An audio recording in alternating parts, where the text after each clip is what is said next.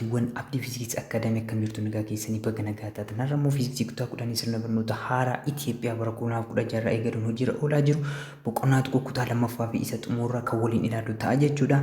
Egaa ani wannan danda'u gochaan jira jechuudha. Barattoota Oromiyaa harmeetiif waan dabala. Wanta inni kennaaf jedhee kan yaade hojjechaa jira jechuudha. Isinis waan dandeessan hojjedha.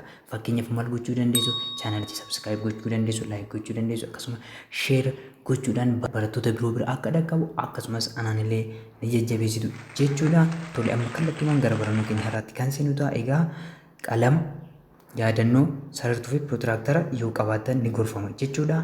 Har'a kan ilaallu kitaaba keessanirra fuula sagalii hamma 17 fuula sagal irratti kan argamu kitaaba keessanirra jechuudha.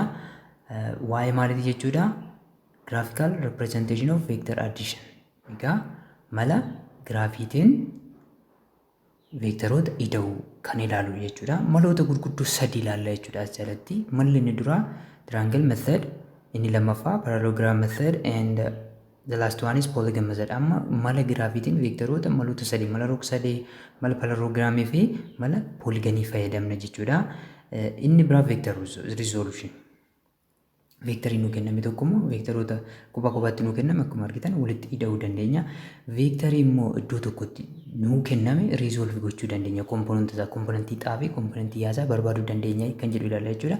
Egaa suura asirratti mul'atu kana ilaaluu dandeessu jechuudha. Suurri kun suura baay'ee bareedaadha. Namoonni lama wayii muka guddaa jigsaa jiru jechuudha. Muka kana yommuu dalageessan funyoon isaan humna irratti dalageessaa jiru kun kallattiin humna keenya garamitti dalagaa akka jiru isiniif himaa jechuudha. Amma humni kun sarara xaarrattis miti kan dalagaa, sarara yaarrattis miti shaffaadha jechuudha. Amma veektarii kana akkamitti resolve goona kan jedhu fa'aa as keessatti kan ilaaludha jechuudha. Kana jechuun fiiziksiin jireenya guyyaa guyyaa keenyaa keessatti yookiin immoo real life kan jennu keessatti baay'ee barbaachisaa akka ta'e hin beeknu malee guyyaa guyyaadhaan itti fayyadamaa kan ooludha jechuudha. Kanaafuu amma kallattumaan gara qabiyyee keenyaa kan seennu ta'a. Amma xumura viidiyochaatti nu hordofaan affeerraa kiyya jaalalaati. Graphical method of vector addition. Egaa mala giraafiitiin veektaroota ida'uu jennee jechuudha. Jalqaba irratti akka dubbanne mala giraafiitiin veektaroota akkamitti ida'ana? Mala giraafiitiin veektaroota ida'uuf jalqaba maal gochuu qabna jechuudha? Iskeelii keenya murteeffachuu qabna. Iskeelii murteeffachuu yoo jennu fakkeenyaaf kiiloomeetira 100 waraqaa irratti kaasuu hin danda'amaa? Hin danda'amu. Kanaafuu kiiloomeetira 100 iskeelii meeqanan bakka buusa?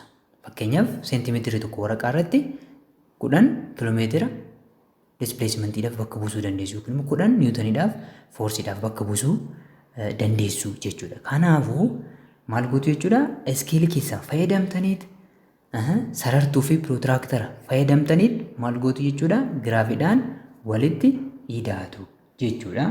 The primary graphical techniques are amma teeknikoon yookiin maloonni mala giraafiitiin itti fayyadamnu kun sadi jiru jenneera. Jalqaba irratti akkuma dubbadde sadan isaanii keessaa inni duraa eenyudha jechuudha? Triangle method mala rog-sadeeti jechuudha. Mala rog-sadee kan jedhamu inni lammaffaa parallelogram method mala parallelogramii. The last one is polygon method mala polygoniti jechuudha. Mala polygoniti. Sadan kana fayyadamne akkamitti veektaroota yookiin kalqabeewwan walitti ida'uu akka dandeenyu bal'inaan kan ilaallu ta'a jechuudha. Procedure for using graphical method of vector addition. Egaa procedure qaba jechuudha. Wantoonni maal qaba? Procedure qaba. Procedure yommuu jennu adeemsa wanta tokko yommuu hojjennu yookiin immoo wanta yommuu shallagnu ta'uu danda'a, yommuu safaru ta'uu danda'a, adeemsa nuyi hordofuu qabnu procedure jennaan. Mala giraafikaa kanaan veektaroota walitti ida'uuf proceduriin waliigalaa hundaaf hojjeta jechuudha. Almost proceduriin kun mala sadaniifuu wal fakkaataadha jechuudha. Procedurein hordofamuu qaban jiru. Procedurein kun maal maali? Jalqaba akkuma sila dubbadhe maalidha jechuudha? Iskeelii keessan filachuu qabdu. Seentimeetira 1 waraqaa irratti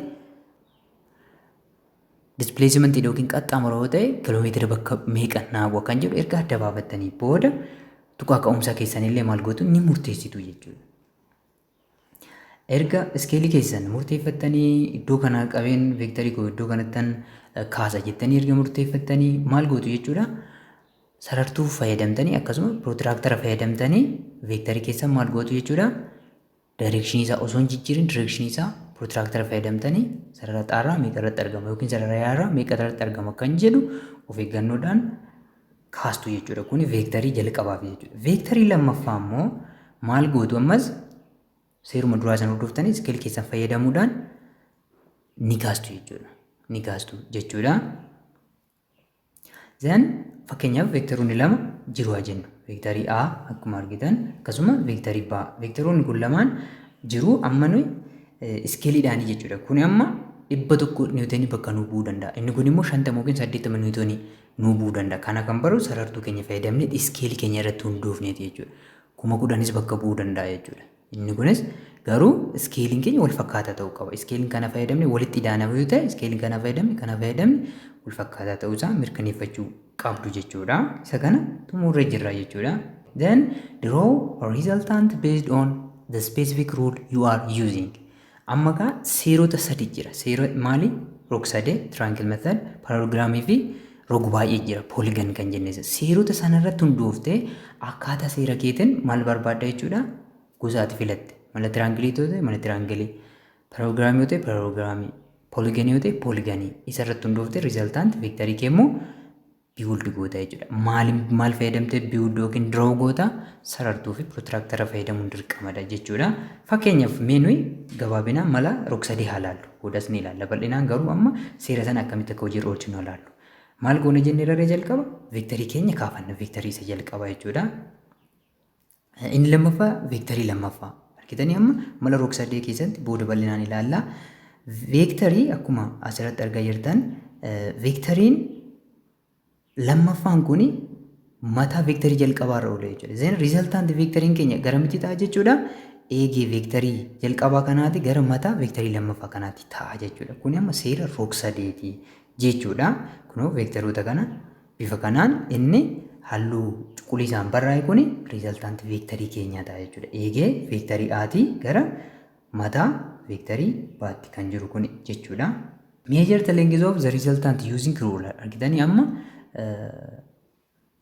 dheerina resultantii keenyaa kana yookiin immoo dheerina vectorii ida'ama yookiin kalqabee idaanii arganne kana maal fayyadamnee safarra? Silas sinitti meera ruularii fayyadamna jechuudha. Then iskeelii keenya fayyadamnetti gara maalitti gara magnitude keenyatti convert gochuu dandeenya jechuudha. Kofasaa yookiin immoo directioniin irratti argamus baruudhaaf immoo maal fayyadamna? Protractor fayyadamna. Triangle method of vector addition. Mala rog-sadee fayyadamne isa jalqabaati jechuudha. Mala rog-sadee fayyadamne akkamitti kalqabeewwan yookiin veektoroota walitti idaana kan jedhu kan ilaalluudha jechuudha. Triangle of vector addition is used to find the sum of two vectors. Veektarii amma malli kuni maalirratti hojii oola jechuudha. Veektoroota lama qofa walitti hidhuuf veektarii lama ol mala triangilii kana fayyadamne yookiin mala rog-sadeetiin walitti hidhuu hin dandeenyu jechuudha. Seerri kuni this law is used to add two vectors when the first vector's head is joined to the tail of the second vector. Argitanii amma seerri kun hojiirra kan oolu yoo mataan vectorii jalqabaa maal wajjin yoo wal qabate eegee vectorii lammaffaa wajjin yoo wal qabate then joining the tail of the first vector to the head of the second vector to form a triangle and hence obtain resultant sum vector. Egaa mataa vectorii jalqabaarra miila yookiin eegee vectorii lammaffaa erga keenyeen booda eegee vectorii jalqabaati gara mataa vectorii lammaffaatti maal goona jechuudha? Sararra jechuudha. Yeroo kana maal arganna? Rog-sadee arganna jechuudha. Kanaafuu vectoriin dhumarratti nuyi sararre suni maal jedhama jechuudha? Resultant vector jedhama jechuudha. That is why the triangle law of vector addition is also called the head to tail method for the addition of vectors. Sababni nuyi triangle methodin yeroo tokko maal jedhama jechuudha? Head to tail method jedhama jechuudha. Sababa kanaaf jechuudha. Maaliif head to tailidhaan wal qunnamsiifna waan ta'eef jechuudha.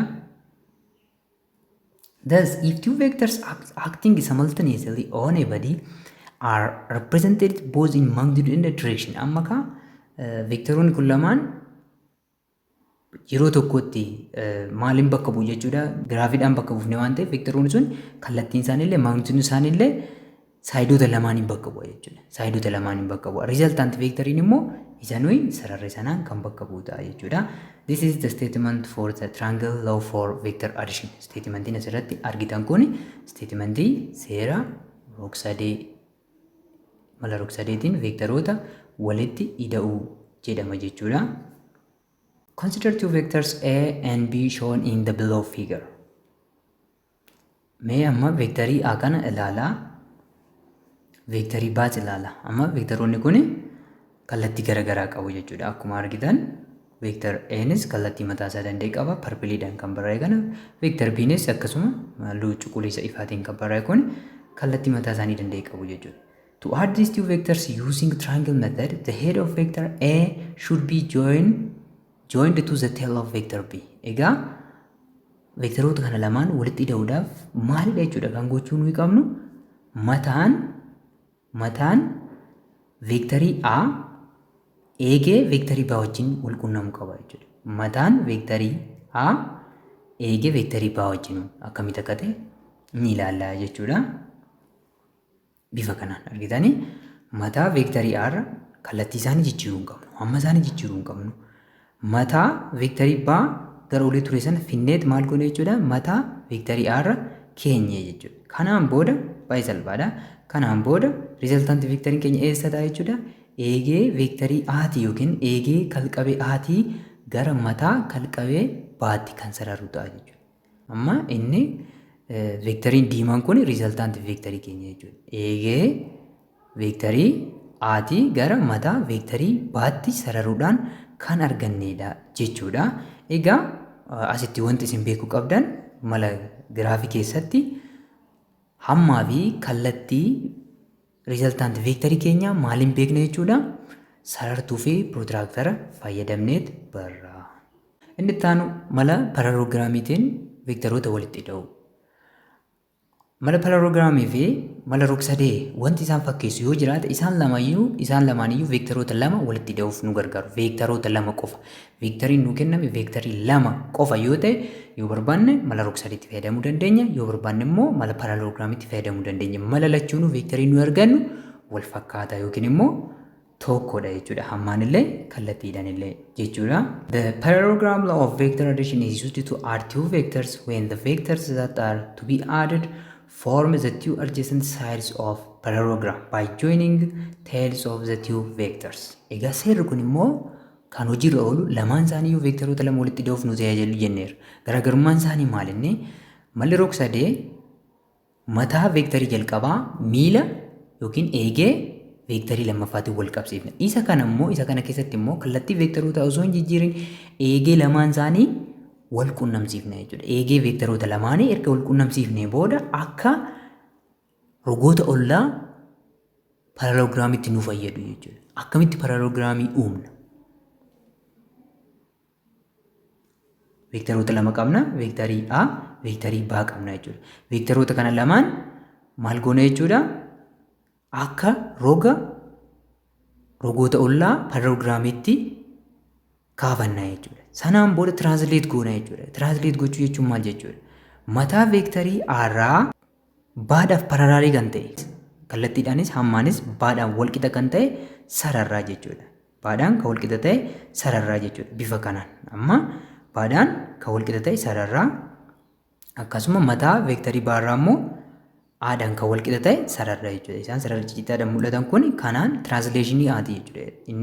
Inni cuquliisaan barraa'e tiraansileeshinii A'ti, inni diimadhaan barraa'e tiraansileeshinii B'ti jechuudha. Kanaafuu amma maal uumneerra jechuudha? Paraloograamii uumneerra jechuudha. Erga paraloograamii keenya kana uumanne diyaagonaaliin paraloograamii kanaa maal bakka nuu bu'a jechuudha? Riizaltaantii veektarii keenya bakka nuu bu'a jechuudha. Innis kana fakkaata. Amma riizaltaantii veektarii keenya arganneerra. Isuma kana veektarootuma kana lamaan mala tiraangilii yookiin immoo mala rog-sadees fayyadamnee yoo walitti hidhaane gatiin nu argannu wal fakkaataa ta'a jechuudha.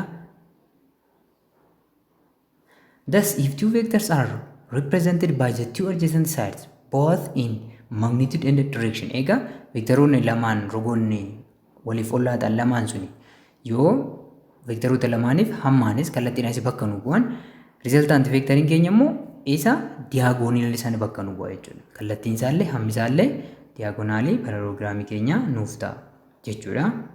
Innis isa kana kan fakkaatudha. Akkuma asirratti argitan diyaagoonaliin keenya kun amma maalidha jechuudha? Riizaltaantii veektarii keenya jechuudha. This the statement for the parallelogram law of vector addition. Egaa statementiin keenya sila akkuma tiraangilii rogoonni mataa fi miila wal qabatan yoo hammaa fi kallattii veektaroota walitti hidhamanii bakka bu'an inni dhumarratti ijaaramu kan eegee veektarii jalqabaarraa gara mataa veektarii lammaffaatti ijaaramu riizaltaanti veektarii kan jedhamu isteetimentii maal tiraangilii jenne. Kan paraaloograamii immoo rogoonni lamaan walii ollaa jiran kun veektaroota kana lamaan jechuudha. Isa halluu cuquliisaan barraa'ee fi isa halluu diimadhaan barraa'e kun lamaan maal jedhamu jechuudha. Hammaa fi kallattii veektaroota keenya walitti hidhamanii yoo bakka nuu bu'u inni immoo riizaltaanti veektar ta'u diyaagonaaliin keenya inni immoo halluu gurraachaan barraa'e maal bakka nuu bu'u jechuudha. Hammi isaas kallattiin isaas riizaltaanti veektarii keenya yookiin immoo veektarii ida'ama keenyaa nuu ta'a jechuudha. Veektarii ida'ama keenyaa yookiin veektarii nuti walitti hidhaanii arganne bakka nuu bu'a jechuudha. Suppose two vectors A and B are at the arbitrary positions. Mee kalqabeewwan lama A fi B'n kallattii barbaadan jiru jennee haayaanu jechuudha. Iddoo barbaadan jiraachuu danda'u. Akkuma asirratti argitan veektarii A qabnaa, B qabnaa. Maal goona jennere translate goona jechuudha. Jalqaba eegee isaanii lamaan qofa isaanii osoo hin jijjiirin yookiin kallattii isaanii osoo hin jijjiirin erga wal qunnamsiisnee booda B'dhaafis wal tarree kan ta'u hammaanis wal qixa kan ta'e kallattiidhuma baarra kan jiru translate goona. Aadhaafis akkasuma jechuudha. Bifa kanaan translate erga gooneen booda diyaagonaaliin keenya maal ta'a jennere? Now at the end of vector A we draw a line parallel to vector B. Argitanii xumura veektarii A irratti yookiin immoo mataa veektarii A irratti maal humna jechuudha? Veektarii B'dhaaf paralaalii kan ta'e. Paralaalii kan ta'e. And at the end of vector B we draw a line parallel to vector A. Sarara kalqabee B irratti immoo sarara veektarii A'dhaaf yookiin immoo kalqabee A'dhaaf parallel yookiin wal tarree ta'e kaasnaa jechuudha. In this way we obtain a parallelogram. Maal uumna jechuudha yeroo kana parallelograamii arganna jechuudha yookiin immoo parallelograamii draw goona jechuudha. From the origin of the two vectors we draw a diagonal of the parallelogram. Egaa originii veektaroota keenya lamaan eegee isaanii wal qunnamsiisneerraa originii sanarraa kaanee maal uummanne maal sararana parallelograamii. Parallelograamiin keenya maal ta'a jenneerra? Diyaagonaaliin isaa riizaltaant veektarii ta'a jennee dubbannee jira jechuudha. Baay'ee gaariidha. Bifa kanaan jechuudha. A, B, translationii A, translationii B akkasuma A ida'uu B, B ida'uu as jechuu dandeenya. Mala jijjiirraa iddoo qabu waan ta'eef jechuudha. A ida'uu B'n wal qixaa riizaltaant veektarii keenya again iddoo wal jijjiiruu dandeenya jechuudha. Rakkoon qabu mala jijjiirraa iddoo ni qaba waan ta'eef jechuudha. Okay, inni itti aanu mala pooliiganii yookiin immoo mala rogu baay'ee. Mala rogu baay'ee jechuudha. If more than two vectors are to be added, place them all head to tail to form a polygon. Egaa malli parallelograamii fi malli tiraangilii yookiin mala rog-sadeef malli parallelograamii veektaroota lama walitti hidhuuf nu gargaara jechuudha. Veektaroota lama qofa walitti hidhuuf nu gargaara. Veektariin nuyi qabnu garuu lamaa ol yoo ta'e sadii fi sanaa ol yoo ta'an maal fayyadamuu qabna jechuudha? Mala rog baay'ee yookiin mala pooliiganii fayyadamuu qabna jechuudha. Seerri nu hordofnu seera rog-sadee wajjin garaagarummaa hin qabu. Head to tail mazadii fayyadamna jechuudha.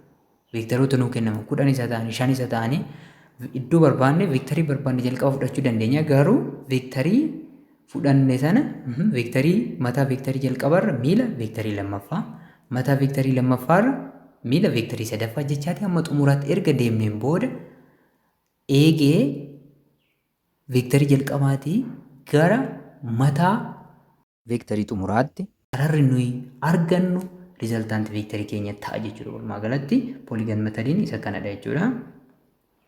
Bal'inaan gadi keessa buune kan laalludha jechuudha. Amma suppose we wanted to draw the resultant vector R of 4 vectors A, B, C and D. Veektarii afran kana ida'ama isaa osoo shallaguu barbaanne yookiin immoo mala giraafitiin barbaaduu yoo feene maal goona jechuudha?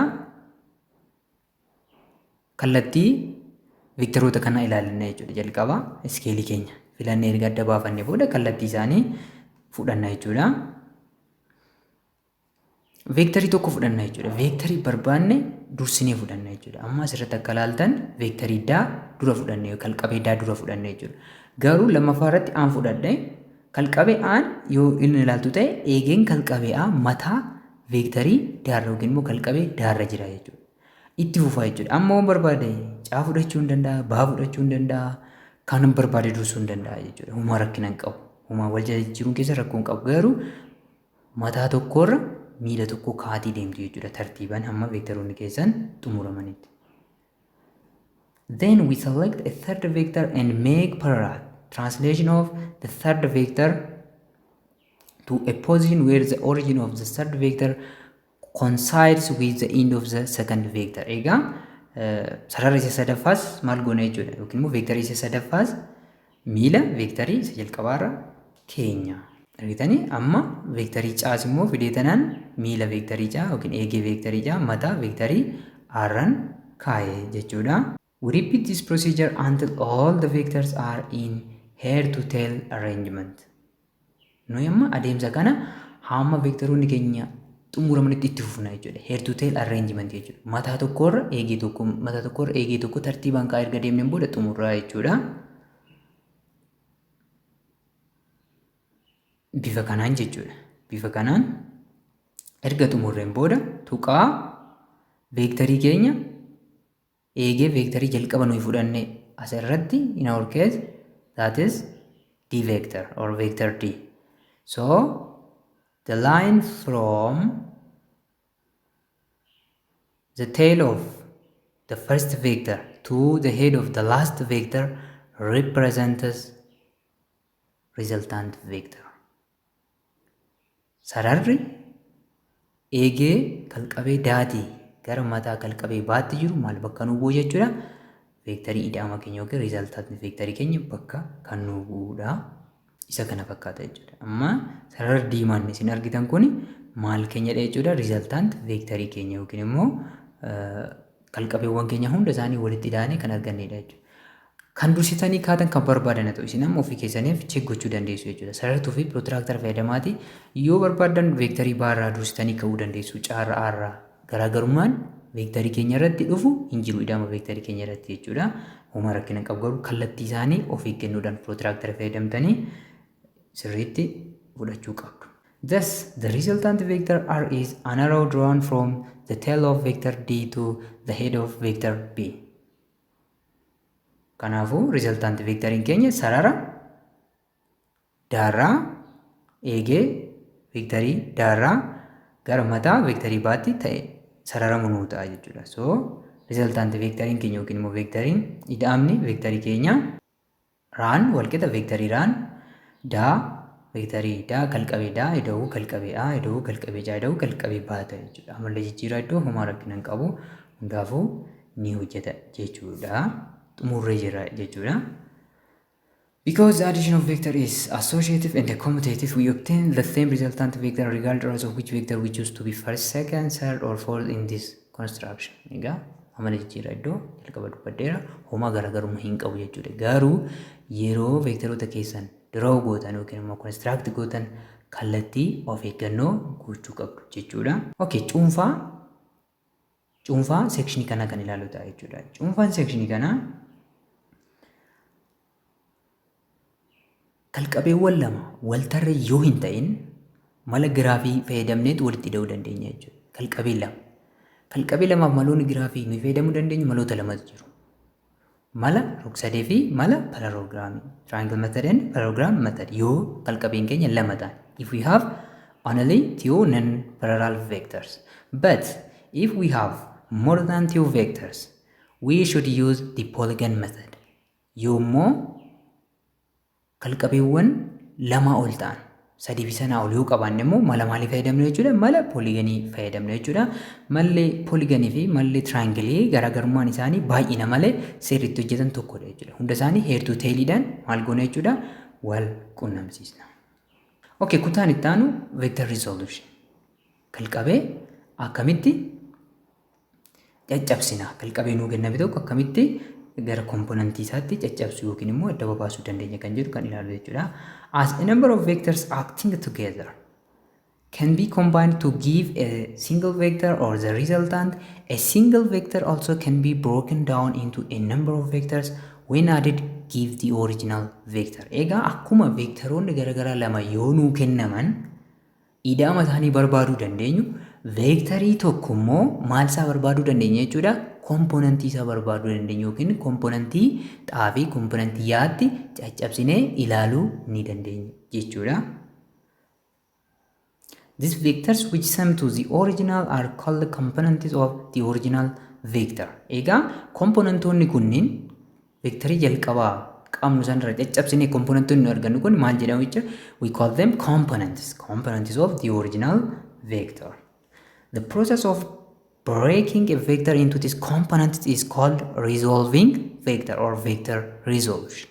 Amma veektarii gara komponenta isaatti yookiin immoo komponentii xaa fi komponentii yaasaatti caccabsuun kun maal jennee ni waamna jechuudha. Vector resolution or resolving of vector jechuu ni dandeenya jechuudha. Suppose you have vector A and you need to find its components along X or horizontal component and Y axis or vertical component. Vectorii aan tokko nuu kennameera jennu. Fakkeenyaaf vectorii asitti argitan kan sarara halluu diimatiin kaafame kana jechuudha. Vectorii nuyi qabnu inni qofti yoo nuu kenname maalitti caccabsuu dandeenya jechuudha. Sarara komponentii xaa fi yaatti caccabsuu dandeenya jechuudha. Kunis akka maal ta'uuf jechuudha. A is equals to AX plus AY.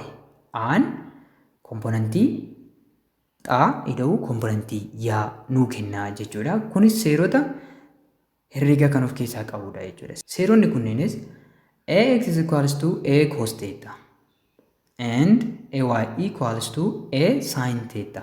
Kun maaliif ta'e jechuudha? Theetaan keenya koofni keenya koofa veektoriin keenya sarara xaa wajjin uumuudha jechuudha. Akka asirraa ilaalaa jirtanitti. Kuni sababa maaliitiif kana eessa arganne?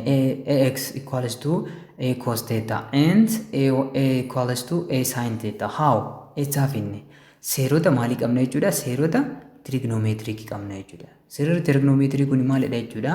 Yoo rog-sadee qofa sirrii qabaanne akkuma asirratti argitan amma wanti kun diroo yommuu goonu rog-sadee qofa sirrii nu uumeera jechuudha. Rog-sadee qofa sirrii yoo qabaanne akkasuma qofni gidduu kana jiru hariiroo inni rogoota adjacentii fi oppositii isaa wajjin qaburraa jechuudha. Kunis maal inni jechuudha?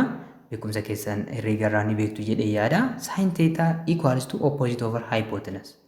Egaa amma opposite sidein kam ta'a jechuudha? AY ta'a jechuudha. Asirraa akkuma ilaalaa jirtan adjacent sidein immoo AX ta'a jechuudha. Then cos theta equals to adjacent over hypotenuse and then tan theta equals to opposite over adjacent. So seerota kanarraa maal qabna jechuudha? AX equals to A cos theta and AY equals to A sin theta qabna jechuudha. So principally kana fayyadamneet veektarii nuu kenname tokko gara komponentoota isaa jechuunis gara komponentii xaattii fi komponentii yaatti resolve gochuun baay'ee salphaadha. Okay, if the perpendicular components AX and AY of vector A are known, yoo komponentiin immoo nuu kennamuu danda'a. Amma gaafilee tokko tokko irratti komponentii nuu kenneet resultant veektarii isaa barbaadinuun jechuu danda'a jechuudha. Then A can also be found analytically using what? Mathematical rule. Thus, the magnitude of vector A is given by magnitude of A equals to under square root of AX square plus AY square. This came from Pythagoras theorem. Kuni theoremii maalti jechuudha? Pythagorasiti jechuudha. The direction can be obtained using the equation. Equationii direction immoo kuni hammaa fi jechuudha. Magnitude veektarii keenya yoo barbaanne fakkeenyaaf veektar A kana eenyu yoo nuu kenname AX fi AY yoo nuu kenname jechuudha. Formulaan kun kan nu fayyadu koofa keenya immoo yookiin immoo kallattii keenya immoo maaliin barreechuudha? Theta equals to tan inverse of AY over AX. AY jechuun maal jenneera? Opposite side of this angle. Again AX jechuun immoo maal jenneera jechuudha? Adjacent side of theta waan ta'eef jechuudha. So tan theta, since tan theta is equals to opposite side over adjacent side of the right angle triangle. Kana waan ta'eef theetaan keenya immoo maal ta'a jechuudha? Theta is equals to tan inverse of opposite over adjacent, which means AY over AX. Example 1.3 amma fakkeenyota kan ilaallu ta'a jechuudha. Example 1 a motorist undergoes a displacement of 250 km in direction 30 degree north of east. Resolve this displacement into its components. Vectorii nu kenname amma asitti kan ilaalu qabdan vectorii tokko qofa jechuudha. Vectorii tokko qofatu nuuf kenname jechuudha. Garamitti gara komponentii xaafiyaasaatti resolve goone jechuudha. So jalqaba irratti maal gochuu qabdu jechuudha. Raaf draw gochuu qabdu jechuudha. Maal gootu jechuudha. Protractoraa fi sarartuu fayyadamtanii iskeelii keessan bakka buufattaniin fakkeenyaaf kiiloomeetira tokkoof isin kiiloomeetira 10 yookiin kiiloomeetira 25 seentimeetira tokko fayyadamuu dandeessu. Seentimeetira 2 3 5 fayyadamuu dandeessu. Isa erga bakka buufattanii booda maal gootu jechuudha. Vectorii keessan kaafattu jechuudha. Vectorii keessan erga kaafattaniin booda maal gootu jechuudha.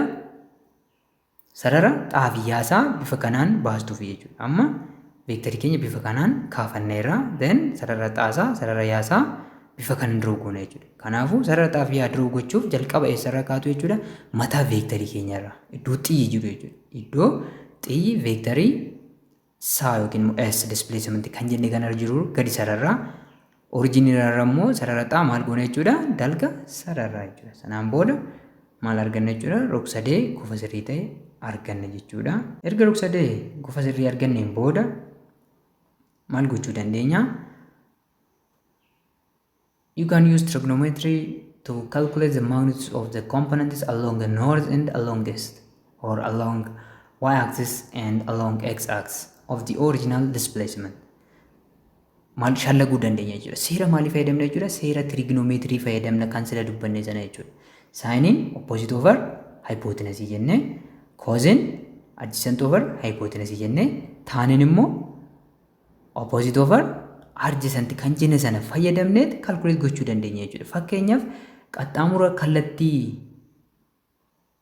kaabatiin jiru argachuuf maal goona jechuudha. Qaxxaamura nuu kenname baay'isuu saayinii 30 digirii yookiin immoo kofa nuu kenname ta'a jechuudha. So s along north is equals to 250 times sine of 30 degree. Saayinii kofoota garaagaraa argachuuf scientific calculatorii fayyadamtu jechuudha.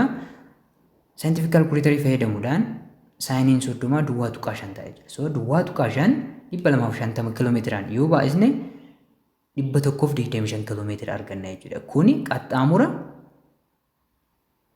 namni motora oofu kuni kallattii maalitti oofedha jechuudha. Kallattii kaabatti oofedha jechuudha. Kallattii kaabaatti oofedha jechuudha. Isa kallattii gara bahaatti oofes argachuu dandeenya jechuudha. Isaan immoo maal fayyadamne jechuudha. Maal ta'a jechuudha. Sx or se equals to s times cos of theta. That's it. So se equals to 250 times cos of 30 degree. Then cos of 30 degree is 0.866. When we multiply it with 250 kilometer, it is xumuruu dandeessu jechuudha isini. Okay, fakkeenya itti aanu example fakkeenya itti aanu fakkeenya tokko tuqaafur kitaaba keessanirraa jechuudha. A boy walked 3 km due east and then 2 km due north. What is the magnitude and the direction of his displacement vector? Egaa mucaan tokko kiiloomeetira 3 gara bahaatti deeme. Kiiloomeetira 2 immoo garamitti deeme? Gara kaabaatti deeme. Magnitude displacement isaa barbaanna jechuudha. Amma maaltu nuu kennameera jechuudha? Komponentiin nuu kennameera. Maal barbaanna jechuudha? Resultant vectorii barbaanna jechuudha. Akkuma silaasan maal goona jechuudha? Vectoroota keenya sketch godhanna yookiin immoo waraqaa keenya irratti bakka buufanna jechuudha. Kallattii bahattis bakka buufanna, kallattii kaabattis bakka buufanna jechuudha. Erga bakka buufanneen booda vectoriin nuyi barbaadaa jiru isa kamidha jechuudha? Isa sarara diimatiin barraa'e kanadha jechuudha. Kan nuu kennaman isaan sarara cuquliisaan nuu kennaman kana jechuudha. Kan nuyi barbaannu isa sarara diimatiin barraa'e kana jechuudha. Isa kana fayyadamuuf sila maal jenneerra? Maal fayyadamna jenneerra? Maala yookiin immoo yaadaddama Pythagoras theoremii fayyadamna jechuudha. Yaa 20 Pythagoras fayyadamna. The magnitude of displacement S is given by the Pythagorean theorem as follows. Egaa seera Pythagoras ni beektu sila dura jechuudha. Rog-sadii qofa sirrii tokko yoo qabaanne seera nu fayyadudha jechuudha. So mala san fayyadamneet magnitudein qaxxaamura keenya under square root S along to east square plus displacement along to north square. Lakkoofsaan yommuu bakka buusnu 3 kiiloomeetira square root keessatti 3 kiiloomeetira square ida'u 2 kiiloomeetira square dha jechuudha. 3 kiiloomeetira square yommuu ta'u 9 kiiloomeetira square and 2 kiiloomeetira square is 4 kiiloomeetira square dha jechuudha. Ida'ama lamaan isaanii 13 scientific calculator fayyadamtanii raadikaala keessaa yommuu baastan naannoo 3.61 kiiloomeetira ta'a jechuudha. Kuni maalidha jechuudha? Hamma veektarii keenyaatu yookiin immoo hamma displacement jechuudha. Waa'ee kallattii isaas maal gochuu dandeenya jechuudha? Barbaaduu dandeenya. Isaafuu maal fayyadamna jechuudha? Trigonometric law fayyadamna jechuudha. Innis tan teettaan wal qixa opposite over adjacent yookiin immoo displacement along to north over displacement along to east ta'a jechuudha. Isa kana lakkoofsaan yommuu bakka buusnu 2 kilometer over 3 kilometer. Kilometer is simplified by kilometer. 2 over 3 is about 0.666. Lakkoofsa kana arganna jechuudha. Kuni tan teettaadha jechuudha. Teettaa keenya miti. So teettaan maal ta'a jechuudha? Teettaa is equals to tan inverse of this number. 0.666 is about 33.69 degree. Kuni qofa displacementiin keenya yookiin kalqabeen keenya sarara xaarraa qabudha jechuudha. Sarara poozitiivii xaarraa qabudha jechuudha. Thus, the Boyce displacement vector is 3.61 kilometer with 56.31 degree east of north, or equals to 33.69 degree north of east. Erga kan arganne displacement keenya bifa lamaan ibsuu dandeenya jechuudha. Displacement keenya 3.61 kilomeetira 56.31 degree east of north baha kaabaati jechuudha. East of north kan jennu baha kaabaati yookiin immoo 33.69 degree north of east kaaba bahaa jechuudha. Garaagarummaa isaa maal jechuudha kana jechuun? What does this mean?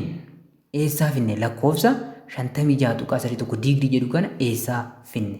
Deebii keenya gara olitti ilaalle keessatti jechuudha.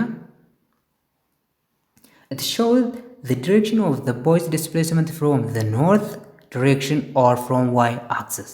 Maal agarsiisa jechuudha? 33.69 maal jenneera sila ni yaadattu ta'e qofa kalqabeen keenya sarara xaa wajjin uumedha jechuudha. Garuu nuyi qofa waa'ee maalii dubbachuu dandeenya jechuudha? Waa'ee qofa kalqabeen kun sarara yaa wajjin uumetis dubbachuu ni dandeenya jechuudha. Kanaafuu qofni nuyi 56.31 degree jedhee kitaabni keessan kaa'e qofa kalqabeen kun sarara yaa wajjin uumedha jechuudha. Kunis sarara yaa kana as fidachuu dandeenya. S inni kan jedhu kan asiinis hamma isaa wal qixxaataa ta'uu qaba. Asiinis kaasuu dandeenya jechuudha. Qofni nuyi 56.31 degree jennu qofa ishee kanadha jechuudha. Qofa ishee kanadha jechuudha. Yookiin immoo herrega keessatti qofni keessan cinaachaa wal qixxeedha jettanii barattaniitu jechuudha. Qofni iddoo kana jiru qofi inni amma ka'e kuni gidduu jiruu fi qofni gara olii jiru kun wal qixa jechuudha. Qofoonni kun lamaan qofoota keessaan cinaachaa jedhamu. Qofoonni kun lamaan wal qixadha. Qofa kanadha jechuudha. 56.31 degree kan jennu. Kanas maalirraa beekuu dandeenya? Akkuma asirraattan seetaan qofa maaliiti jechuudha? Seetaan qofa kalqabeen keenya maal wajjin uume? Sarara xaa wajjin uume jechuudha. Kan sarara yaa wajjin uume argachuuf immoo maal gochuu qabna? Sarara xaa fi yaa gidduu degree 90 jira. Kanaafuu degree 90 irraa seetaa yoo hir'isne meeqa arganna jechuudha? 56.31 arganna jechuudha. Okay, egaa kitaaba keessan irratti soft copy isinii kaa'eera jechuudha. Experimentii virtual experimentii akka hojjettaniif description keessatti illee anillee isiniifan kaa'a. Experimentoota ilaala akkasumas ofii keessanii sarartuu protractor fayyadamaatiin shaakala. Fiiziksiifni herreegni barachuu qofti gahamti jechuudha. Shaakalli keessan baay'ee murteessaadha jechuudha. Egaa viidiyoon kun yoo isin fayyade yookiin immoo viidiyichi baay'ee gaariidha jettanii argitan subscribe akkasumallee like akkasuma share gochuu hin dagatinaa. Hamma viidiyoo itti aanu wal agarruutti nagaa fayyaa naa ta'a. Horaa bulaa deebanaa isin jaalladha lammiikoo.